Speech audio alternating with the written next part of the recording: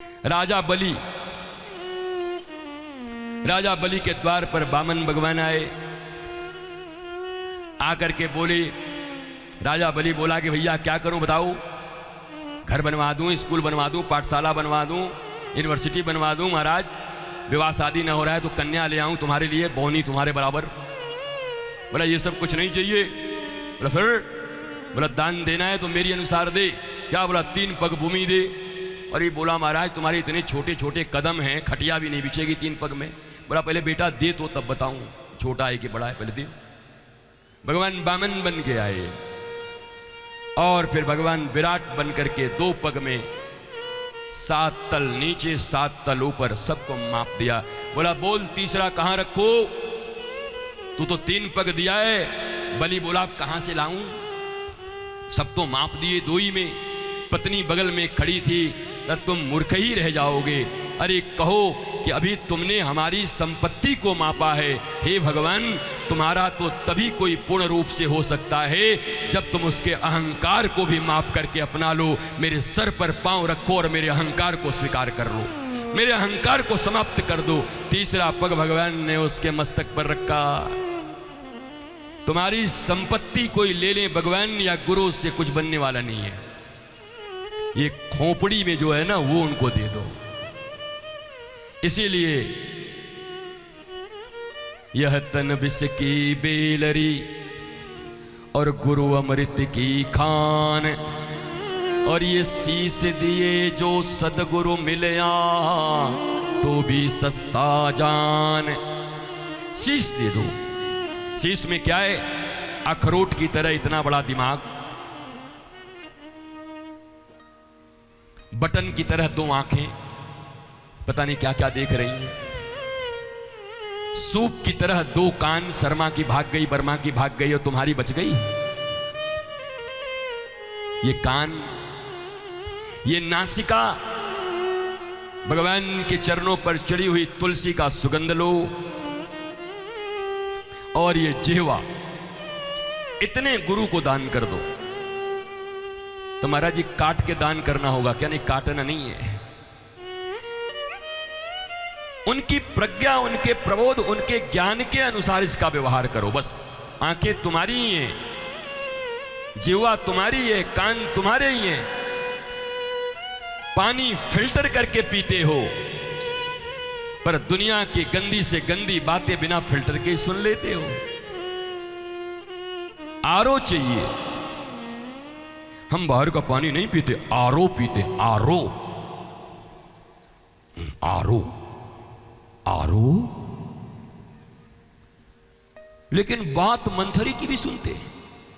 यहां कोई फिल्टर नहीं, आंखों में कोई फिल्टर नहीं, जिह्वा पर कोई फिल्टर नहीं है। जो मन वही ढकेले जा रहे हैं, कहीं कोई फिल्टर नहीं है। पहले मैं सोचता था नाक का क्या उपयोग होगा, बाद में लोगों ने बताया ब्राउन शुगर इसी से पीते हैं। ये जो हेरोइन पीते हैं ना, ये ड्रग्स लेते हैं सब, ये इसी से लेते हैं। ऐसा करके वो सिगरेट की पन्नी पे रख के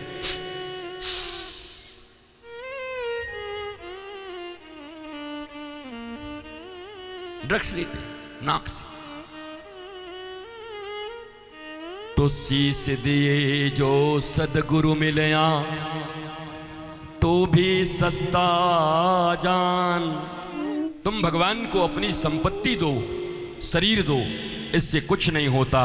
जब तक अपना अहंकार, अपनी बुद्धि समर्पित नहीं करते, तब तक भगवान की कृपा तुम्हारे ऊपर नहीं होती। तुम्हारी ये पैसे रुपए, तुम्हारे कपड़े लत्ते, तुम्हारे चावल, तुम्हारी मिठाइयाँ, ये बहुत काम नहीं आती। मैं पहले ही कह दे रहा हूं, बुरा नहीं है। रिक्त पानी न गक्षेत। गुरु और भगवान के पास जाते तो काली हाथ नहीं जाते, अच्छी बात है। तुम्हारे कुछ लाने की इच्छा होती है, ले आओ, रख दो, ताकि बट जाए लोगों में, लोग खा लें, मौज कर लें, पर इससे कोई लेना देना नहीं है। ये एक प्रतीक मात्र है। देना तो अपना। शीश दिए जो गुरुजी, हाँ एक आदमी मेरे को बहुत अच्छा लग रहा, मेरे पीछे पड़ा हुआ है, क्या करना है? गुरुजी ने इशारा कर दिया, बिल्कुल हट जा। थैंक यू गुरुजी। गुरुजी मेरे को हीरो बनने का मन है। अच्छा, बहुत बढ़िया, चल कुआं से एक बाल्टी पानी भर के ला।